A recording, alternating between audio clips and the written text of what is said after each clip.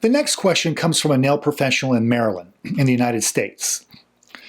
She says this: I try to refrain from using the word fungus because people associate this with something contagious. I see this condition more often as we age, and the appearance is almost always the same: thickening, yellowing of the nail plate, and the nail plate beginning to layer. What research I've done explains that this condition is more likely to be caused by Candida, or it's a yeast infection, and this occurs internally.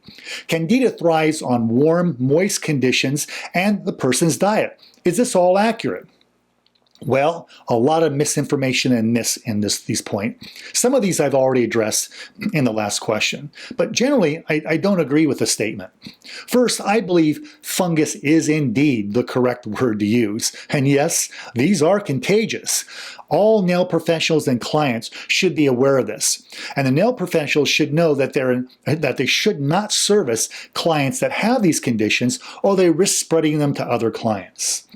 Second, as I said earlier, yeast is a type of fungus, and it's not the proper word to use unless a medical doctor has determined that this particular fungal infection was caused by a yeast. Or more specifically, a yeast such as Candida or Candida, some people call it. Candida is another way it's pronounced. You can only tell if it's a yeast by doing specific laboratory testing. No one can tell just by looking at the nail. And a nail professional would have no way to determine if this infection was caused by a yeast, again, which is just a type of fungus. And to tell the client this would be considered a diagnosis of a medical condition, which is improper. It is true that all fungal microorganisms prefer warm, dark, moist environments, not just yeast. But diet has nothing to do with nail infections, and they rarely occur because of internal infections, unless a person is suffering from an immune system disorder, such as uncontrolled diabetes. That can increase the risk of nail infection, or taking a medication that suppresses the immune system. It makes it hard for the body to fight when an infection occurs, so this can contribute to nail infections.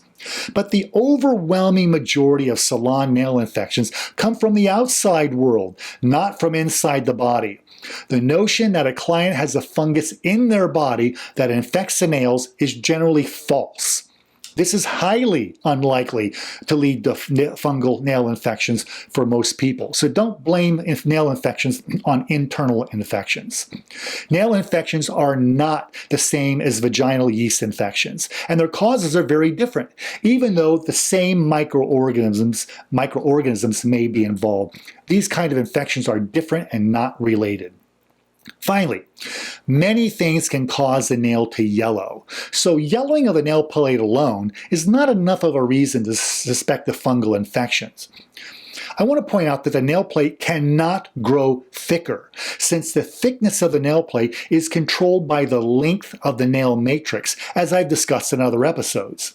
Even so, the nail can appear to thicken, and that's a classic sign of a fungal nail infection. Why is this? Fungal organisms eat keratin, and as they digest the nail plate begins to fall apart.